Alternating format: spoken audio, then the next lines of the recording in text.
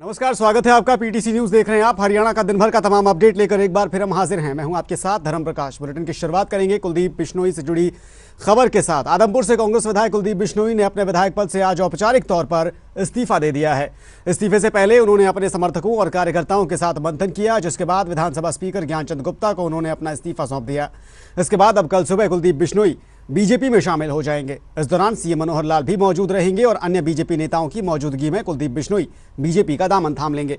कुलदीप बिश्नोई पिछले कई दिनों से कांग्रेस से नाराज चल रहे थे। राज्यसभा चुनाव में क्रॉस वोटिंग के बाद उन्हें कांग्रेस ने सभी पदों से हटा दिया था। इसके बाद दिल्ली में बीजेपी के कई नेताओं से उन्होंने मुलाकात की। जेपी नड्डा और अमित शाह से भी वो कई बार मिल चुके थे और ऐसे में आखिरकार आज उन्होंने अपने विधायक पद से इस्तीफा देते हुए बीजेपी में शामिल होने का ऐलान कर दिया। कल सुबह वो बीजेपी में शामिल होंगे और इस दौरान उन्होंने कांग्रेस और हुड्डा पर तीखा जुबानी हमला भी बोला। हुड्डा को बिश्नोई ने आदमपुर से चुनाव लड़ने का चैलेंज दिया है और कहा है कि हुड्डा के चैलेंज के तौर पर ही वो अपने विधायक पद से इस्तीफा दे रहे हैं। कुलदीप बिश्नोई ने कांग्रेस से इस्तीफा दे दिया है। अब उनकी क्या अगली रणनीति रहेगी? अब अगली रणनीति क्या रहेगी?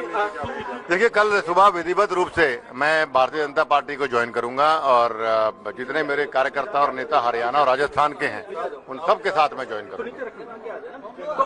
कौन कौन मौजूद रहेंगे कल? नहीं, कल विधायक पूर्व विधायक में तो मैं और रेणुका जी रहेंगे और बाकी 7 पूर्व विधायकों के नाम मेरे पास हैं जो बीजेपी ज्वाइन करना चाहते हैं।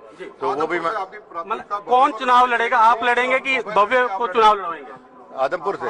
हाँ, मेरी इच्छा है कि भव्य बिश्नोई चुनाव लड़े, लेकिन आला कमान से प्रार्थना तो मैं यही करूंगा। मेरी इच्छा के अलावा सबसे बड़ी बात है कि आदमपुर हल्के के लोग चाहते हैं कि भव्य बिश्नोई वहां से चुनाव लड़े। तो मैं ये बात हाईकमान तक पहुंचाऊंगा। जो बाकी बीजेपी जो फैसला करेगी उसका मैं सम्मान करूंगा। भव्य के बाद सर आप क्या सेंटर की राजनीति करेंगे? हाँ, मेरी भूपेंद्र सिंह हुड्डा को खुली चुनौती है। उन्होंने मुझे चुनौती दी थी कि आप कुलदीप रिजाइन करके दिखा दे। मैं चैलेंज करता हूँ। मैं चैलेंज जीत चुका।